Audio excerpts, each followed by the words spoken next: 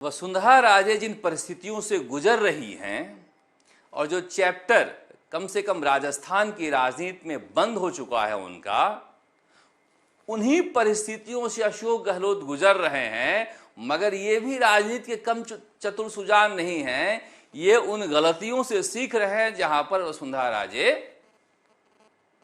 Fail कर गई, यानी कि बीजेपी के उन नेताओं पर भरोसा की जिनका वो भरोसा खो चुकी थी।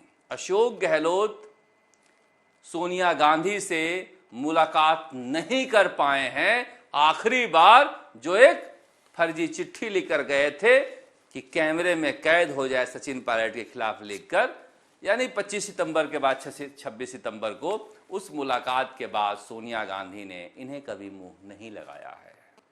ये तमाम कोशिश कर लिए, यहां तक कि स्वर्गीय राजीव गांधी के कार्यक्रमों में, नाम पर होने वाले कार्यक्रमों में भी जाके आगे आगे बैठ जाते हैं। पर मैंने कहा ना, प्रधानमंत्री नरेंद्र मोदी की तरह ही सोनिया गांधी राजनीति की चतुर खिलाड़ी हैं और उनका भी स्वभाव राजनेता का है। और राजा गद्दारी माफ नहीं करता, गलती माफ नहीं करता। माफ कर दे तो फिर राजा क्या, फिर तो उसके जीवन में यही लगा रहेगा। अब सोनिया गांधी जब तक जीवित हैं, अशोक गहलोत का राजस्थान की राजनीति में, राष्ट्रीय राजनीति में पुनर्स्थापन दूर दूर तक दिखाई नहीं दे रहा है। और इस चीज को भली भांति राजस्थान के प्रदेश अध्यक्ष गोविंद सिंह डोटासरा जानते हैं, बाकी दूसरे नेता जाने ना जाने। मगर इसका विकल्प इन्होंने खोज लिया है। अब अशोक गहलोत एक ऐसे दौरे पर निकल पड़े हैं जहां पर कांग्रेस का नामो निशान नहीं है। वो इन नेताओं के जरिए दौरे पर निकल रहे हैं। ये उन्होंने तस्वीर जारी ये करते हैं जिसमें अशोक गहलोत राजस्थान, अशोक गहलोत राजस्थान। फिर कांग्रेस का कोई लेना देना नहीं, किसी भी एक कांग्रेस के नेता की तस्वीर नहीं रहती है, काहे का सोनिया गांधी, काहे का राहुल गांधी और काहे के प्रियंका गांधी।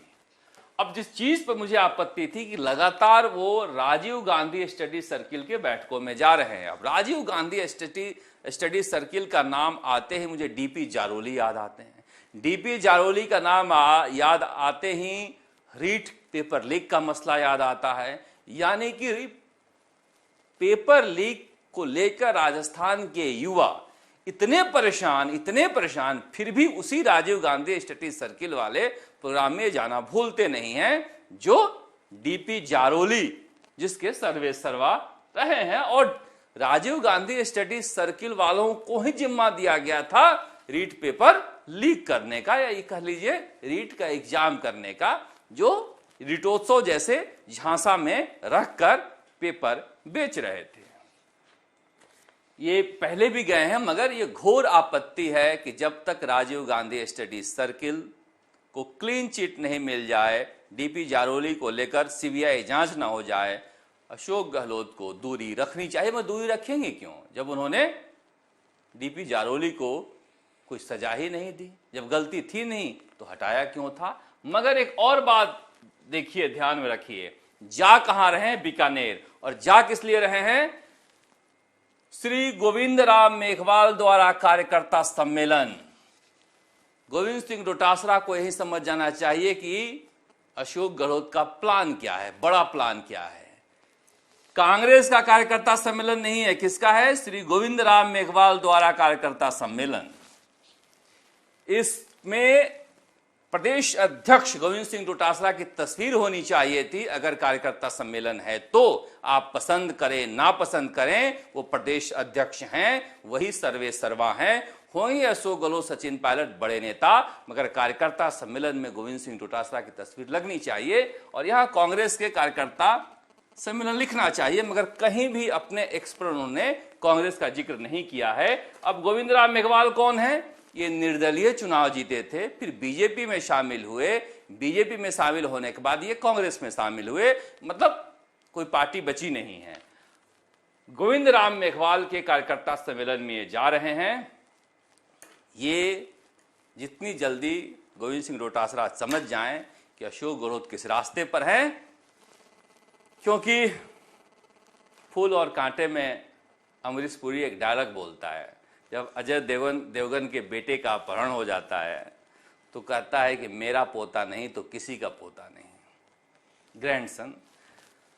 तो ऐसा ना हो कि जब मैं मुख्यमंत्री ना बन पाऊं तो फिर कांग्रेस में कोई मुख्यमंत्री ना बने। कहीं इस रास्ते पर कदम बढ़ तो नहीं चले हैं, क्योंकि वसुंधरा राजे भरोसे में रह गई थी और अशोक गहलोत भरोसा तो वैभव गहलोत पर भी नहीं करते हैं। खैर, ये Rajasthan council of school education, इसे अच्छी बात कही जाए या बुरी बात कही जाए, झालावाड़ के 7 नन्हे मुन्ने बच्चों की शहादत के बाद राजस्थान सरकार जागी है और अब जाके फंड रिलीज किया जा रहा है, जो एडमिनिस्ट्रेटिव सैंक्शन दिया गया है। कितने का? 1936 गवर्नमेंट स्कूल का 16,952 लाख 169 करोड़ 52,94,000 ओनली। ये बजट पास किया गया है। बजट तो पहले से था, सैंक्शन दिया गया है कि स्कूलों को जल्दी से ठीक कराएं और तब तक राजस्थान में जो स्कूल जीर्ण शीर्ण अवस्था में हैं वो बंद रहेंगे। जहां पर भारी बारिश हो रही है वहां पर पूरे जिले में छुट्टियां रहेगी। ये सरकारी अकर्मण्यता का इससे बड़ा कोई उदाहरण नहीं है। अशोक गहलोत और वसुंधरा राजे के 25 साल के शासन की ये जर्जर तस्वीर है, जिसे भजनलाल शर्मा को ठीक करना ही होगा। अच्छी बात है, सरकार ने नियम बनाया है कि अब जो भवन मरम्मत होंगे या फिर पुराने भवन हैं उन पर टैग लगाए जाएंगे इंजीनियरों के द्वारा, ये कितना दिन चल सकता है और जो मरम्मत हुआ है वो कार्य कितने दिनों तक चलेंगे। मदन दिलावर ने ये घोषणा की है कि अगर शिक्षा अधिकारी और इंजीनियर भ्रष्टाचार से बने स्कूलों को सर्टिफाई करते हैं तो नुकसान की भरपाई उनके घर से की जाएगी। मगर ये तो माल की भरपाई हुई, जब जान की भरपाई होगी तो फिर वो किसके घर से होगी, पता नहीं।